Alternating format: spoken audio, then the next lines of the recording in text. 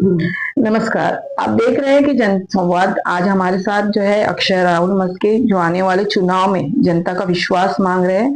यह जनसंवाद प्रचार के लिए नहीं बल्कि जनता के सवाल और उम्मीदवार के जवाब के लिए है। हम आसान भाषा में बिना कट कॉपी के सीधे बातचीत करेंगे। तो चलिए शुरू करते हैं।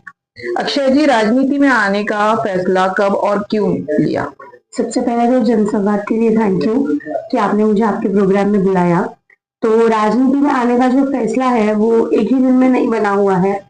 पिछले कई सालों से जब मैं मेरे सासू माँ के साथ काम करती थी फील्ड पे, तब मुझे ऐसे लगा कि काम करना जरूरी है, क्योंकि हर एक समस्या का समाधान है।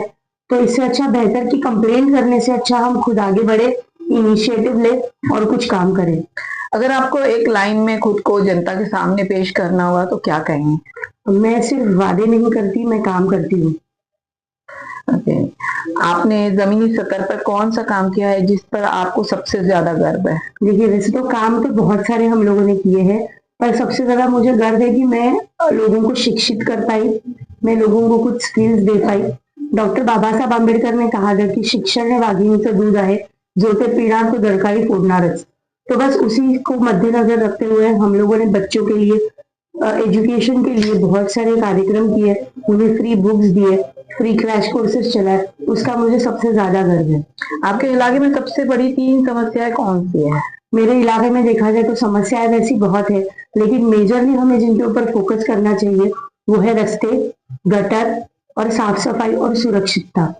हर नेता वादा तो करता है, आप वादे से आप अलग क्या करेगी? देखिए, जब तक हमारे पास पावर नहीं थी तब तक मैं, मेरी सासू माँ, मेरे हस्बैंड, हम लोग थोड़ा बहुत काम कर लेते थे। इस टाइम में मैं इलेक्शन के दौर में उतरी हूँ, क्योंकि मुझे ऐसा लगता है कि अगर हमारे पास थोड़े पावर्स आएंगे तो हम कुछ बदलाव जरूर ला सकते हैं। तो जैसे सब लोग कहते हैं कि हम लोग ये करके देंगे, वो करके देंगे, तो मैं भरोसा करती हूँ कि हम लोग एक 100 डेज का प्लान बनाएंगे। जैसे सरकार ने 100 दिन कार्यकाल जाहिर किया है, बस वैसे ही हम लोग एक 100 डेज का प्लान बनाएंगे। उस 100 डेज के प्लान में हम लोग हर एक चीज का ऑडिट करके उसे हम कैसे सुधार सकते हैं इसके ऊपर काम करेंगे। अगर चुने गए तो पहले 100 दिनों में आपकी प्रायोरिटी क्या होगी? अगर मैं इलेक्शन जीत के आती हूँ तो पहले 100 डेज में मेरा काम रहेगा कि मैं जो रास्ते, गटर और स्ट्रीट लाइट से उनका ऑडिट करवाऊंगी। उसके जरिए हमें क्या चेंजेस करने पड़ेंगे उसके ऊपर मैं ध्यान दूंगी, क्योंकि अभी जब मैं प्रचार के दौरान सब जगह घूम रही हूँ तब मुझे बहुत सारी चीजों में पता चला कि लोगों के यहाँ पे ना गटर के स्लोप अलग तरीके से बने हुए हैं। मतलब जहाँ पे उतार होना चाहिए वहां पे डाइवर्टेशन है वो गलत है।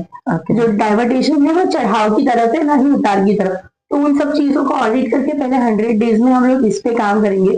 साथ ही साथ महिलाओं की सुरक्षितता, जो हमारा डोंगराल भाग है उसमें जो महिलाओं की सुरक्षितता है उसके लिए हम लोग काम करेंगे। बेरोजगारी और युवाओं के लिए आपकी ठोस योजना क्या है? ये काम कैसे होगा? पैसे कहाँ से आएंगे आपके पास? देखिए, पहले तो बेरोजगारी के लिए हम लोग ने, औरतों के लिए स्पेशली हमने औरतों को फोकस किया था। तो उस बेरोजगारी से कुछ उन्हें राहत दिलाने के लिए हम लोगों ने उनके लिए स्किल कोर्सेज शुरू किए थे।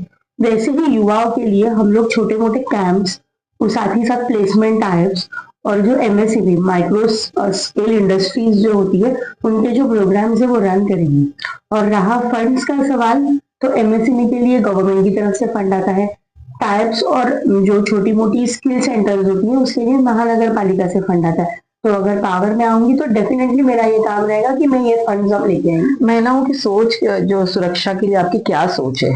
देखिए, सबसे पहली बात तो महिलाओं की सुरक्षा के लिए हमें महिला के अंदर एक कॉन्फिडेंस जगाना होता है कि भाई तुम कर सकते हो। तो उसके लिए हम काम करेंगे। साथ ही साथ कई जगह पे मैंने देखा है कि बहुत लाइट्स के इश्यूज है।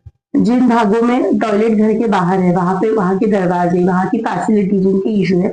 तो ये जो बेसिक नीड है उसके लिए हम पहले काम करेंगे। आप देख सकते हो कि युवा जो है आजकल जो है सोशल मीडिया पे भी आप देख रहे हो, हर जगह सुन रहे हो कि युवा जो है राजनीति से नाराज है। आप उन्हें कैसे जोड़ेंगी? देखिए, मुझे ऐसा लगता है कि युवा राजनीति से नाराज नहीं है, युवा जो राजनीति करने वाले हैं उनसे नाराज है। तो मैं खुद ये कहूंगी कि मैं राजनीति नहीं करूंगी, मैं उनके साथ एक सामान्य जनता बन के उनका आवाज उठाऊंगी। सोशल मीडिया पर और ग्राउंड रियलिटी में इन दिनों में आप संतुलन कैसे बनाएंगे? देखिए, मुझे ऐसा लगता है जो सोशल मीडिया पे हमें व्यूज आते हैं वो व्यूज हमारे वोटर्स में कन्वर्ट नहीं होते।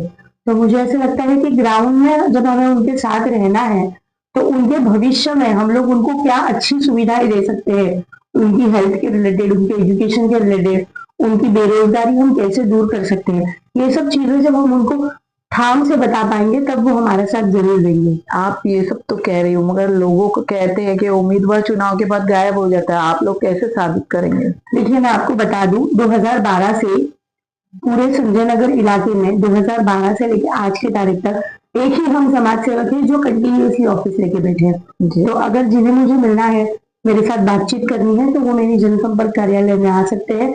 साथ ही साथ मेरा ऑफिस रहनुमा कॉम्प्लेक्स में है, वहां पे भी आ सकते हैं।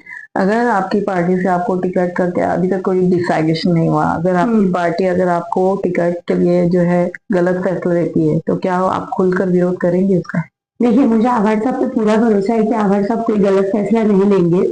और जिस हिसाब से हमारा काम है पिछले 15 सालों से, अगर किसी को लॉयल्टी देखना है तो वो चेतना दीक्षित देखे या उनका परिवार देखे, तो मुझे 100% गारंटी है कि साहब कोई गलत फैसला नहीं लेंगे। जनता को आप पर भरोसा क्यों करना चाहिए, किसी और पर क्यों नहीं? देखिए, जैसे मैंने आपको बताया, 2012 से लेकर आज तक पूरे संजय नगर के इलाके में सिर्फ हम हैं जो ऑफिस लेके बैठे हैं। लोग हमारे साथ आते हैं, जुड़ते हैं, बातचीत करते हैं, उनकी समस्याओं का हल उन्हें हमारे यहाँ पे मिलता है। आप देख रहे हो कि जनता के सवाल जो है पानी हो, सड़क हो, सफाई है और जैसे बेसिस मुद्दे, आपकी टाइमलाइन क्या है उसमें? देखिए, जैसे मैंने आपको बताया कि अगर मैं चुन के आऊंगी तो हम लोग 100 डेज का पहले प्लान बनाएंगे। उसी 100 डेज में हमारी टाइमलाइन रहेगी जहाँ पे हम लोग पब्लिक का रिव्यू लेंगे, उनका काम भी करके देंगे। पहले ऑडिट करेंगे, काम करेंगे, फिर रिव्यू लेंगे। अगर आप जीतती है तो आपसे लोग संपर्क डायरेक्टली कैसे कर सकते हैं? देखिए, अभी के आज की तारीख में आधे से ज्यादा लोगों के पास मेरा कॉन्टैक्ट नंबर है, सबको मेरा ऑफिस पता है। उसी चीज के तरीके से हम लोग एक दूसरे के साथ बातचीत में रहते हैं। अगर देखिए, हार जीत तो फैसला तो बात का है, अगर इन केस अगर आप हार जाती है फिर भी आप जनता से कैसे जुड़ी रहेगी? देखिए, हम लोग इसके पहले भी पावर में नहीं थे, फिर भी हम लोगों का काम कर रहे थे। सिर्फ लोगों का काम एक प्रॉपर चैनलाइजेशन से होना चाहिए, इसलिए हमें पावर की जरूरत है। अगर मैं हार भी जाती हूँ खुदा ना खास्ता, तो मैं रहूंगी, हमेशा यही रहूंगी। मेरा ऑफिस यही है, सब लोग मुझे मिल सकते हैं और जो मेरी एक्टिविटीज चल रही है वो मैं चलाते रहूंगी। पार्टी आप देख रहे हैं कि अभी इलेक्शन में जो है आपके वार्ड से जो है प्रवीण पवार है, आपके वार्ड से रीदा रशीद है, पल्लवी है। प्रवीण पवार तो ये कह रहे हैं कि मैं जो है पल्लवी के अगेंस्ट लड़ूंगा, तो आपका जो अगर आपके अगेंस्ट रीदा आती है तो आप किस तरीके से उसका अगर मेरे अगेंस्ट वो भी आते हैं तो भी मुझे मेरे खुद के ऊपर इतना भरोसा है कि मैं डेफिनेटली हाईएस्ट मार्जिन से जीतूंगी। पार्टी तो आपको दोनों में से कोई भी ऑप्शन दे सकती है, अगर रीदा रशीद आपकी रहेगी तो साथ में सामने जो जहां से भी आभार साहब कहेंगे फॉर्म भरना है, मैं वहां से फॉर्म भरूंगी और मुझे डेफिनेटली पता है कि मैं मार्जिन के वोटों से जीत जाऊंगी। जनता को एक सीधा संदेश, जनता को सिर्फ मैं एक सीधी बात बताना चाहूंगी कि हम लोग जुमले नहीं देते, बस काम करते हैं, काम करते आए हैं और काम करते रहेंगे। आज हमने जो है सुनी अक्षय राहुल मस्के की सोच, उनके जवाब और उनका विजन। फैसला आपको करना है। अगर आप यह बातचीत पसंद आई है तो शेयर करें इसे और अपने सवाल कमेंट में जरूर लिखें। फिर मिलेंगे अगली जनसंवाद में। Thank you so much. Thank you.